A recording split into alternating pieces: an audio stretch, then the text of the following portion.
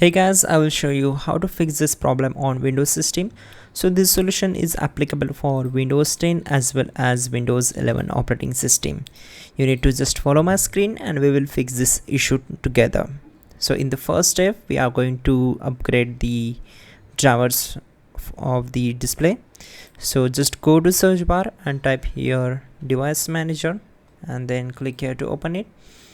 Once we are here, we will expand the display adapter. So here it is. Just expand this, right click on the particular device, select properties, go to drivers tab and click on update driver.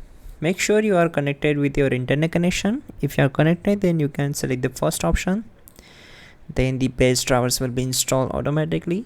And if this not works, then you can choose the second one option, browse my computer for drivers. Then select this, let me pick from a list of available drivers on my computer, then select the model and then click on next. So once done, close all windows one by one. And there is another way to fix this issue, that just go to search bar, type here settings and click here to open it. Now click on display and you can just check out these options, like you can change the display resolution and you can change it and you can try this option. So you can also check out our pin command to fix this issue quickly and effectively. That will be a better way to fix this issue.